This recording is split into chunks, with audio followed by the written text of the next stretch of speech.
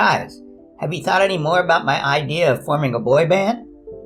We're artists, not singers. I think we better stick to what we do best. Yeah, being an artist is cool enough. To be an artist means you have ideas about the world. Through keen observation, intuitions, and acute sensitivity, artists express in form what cannot be expressed in words. They show us what we are and what we could be. Among the many important qualities that artists possess are curiosity, fearlessness, and persistence. Jack, these kids probably want to know how real artists like us come up with ideas. Well, artists make art about topics they are curious about.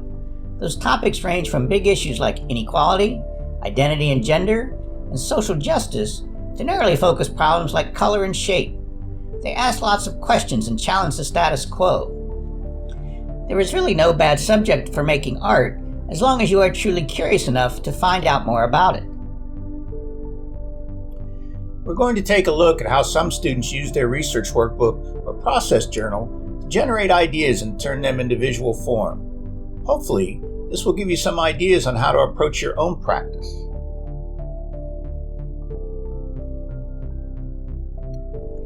What are you curious enough about to investigate further? There's no need to have an unwavering passion about a topic in order to find a subject. Rather, your subject should reflect a purpose. What do you want to investigate? You may not know what you want to communicate about your subject yet. That's okay.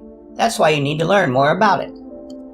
Often, artists look inward to find themes to make art about. Their personal history or current situation may provide a uniquely personal view on some condition or feeling. They may have experienced moments of great joy, fear, love, discrimination, self-confidence, or awkwardness. Sharing these emotions that we all feel as humans can be a powerful subject for art. Artists also look outward to find themes for making art. An artist's surroundings, whether their home, city, or country, can provide ideas for making art. World or local events, social trends and conditions, and changes to the cultural or political landscape are rich areas for finding themes.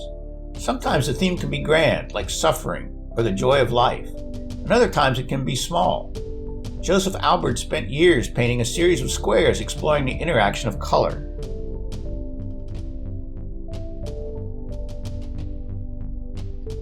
Once you have a theme, a good place to start is to write down everything you already know about it.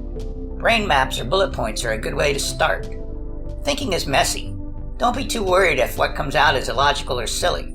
Just let your ideas flow. You can edit them later. The reason you want this unedited flow is so that you can begin to make unanticipated connections. That's what creative thinkers do, make connections. Sir Ken Robinson, a famous art education expert, defines creativity as original ideas that have value. Original ideas don't just pop out of the air. They come from seeing new relationships among existing patterns. Next, start to look for information about your theme.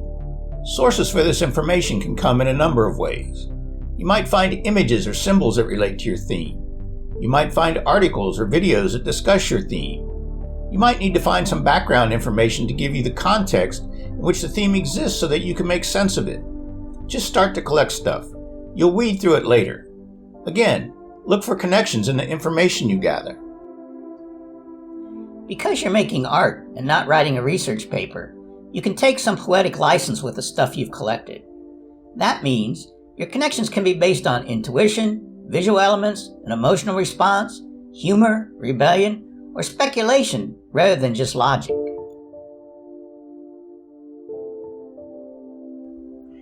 Visual art is a form of communication.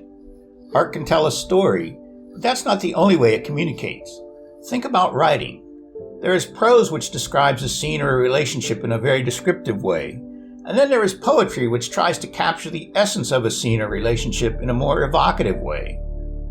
As artists develop a visual vocabulary of images, symbols, and techniques over time, their work becomes more distinctive.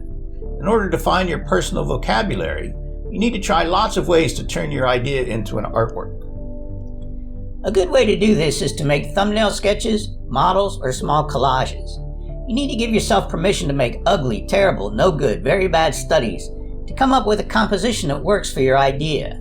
Don't waste time erasing or making these experiments into masterpieces. They are meant to be working examples. Look for the best parts of these bad options and incorporate them into new compositions. Not every compositional attempt has to be unique and different than the others. Too many students make the mistake of only coming up with 1 or 2 compositions before they start working on the final artwork. This limits the chances for finding the most visually expressive solution.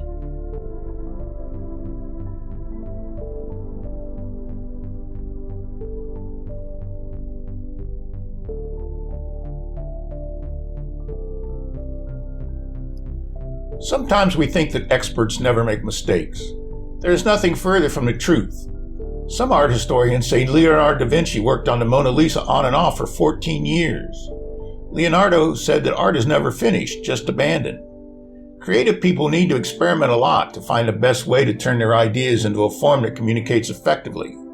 99 out of 100 possibilities won't pan out. That's natural and necessary in the creative process. Creativity also needs a bit of playfulness. You need to be willing to fail. There are no mistakes, only feedback. The good news is you get credit for your missteps in a research workbook. If you are paying attention to your process and can explain why your experiments didn't pan out, your workbook will show how you are learning to work with visual language. If you use the research workbook as a working tool, it will serve you well. If you put off working in your workbook until a day or two before you have to submit it to your teacher, then it becomes a task of simply filling up pages for a grade. That may save you from a bad mark, but it will not help you develop as an artist. A good strategy is to keep your workbook close by, so when you have an idea, you can easily record it. If you work at least a few minutes in your workbook every day, in no time, your visual vocabulary will develop. Sing song when I'm walking home, jump up to the top of the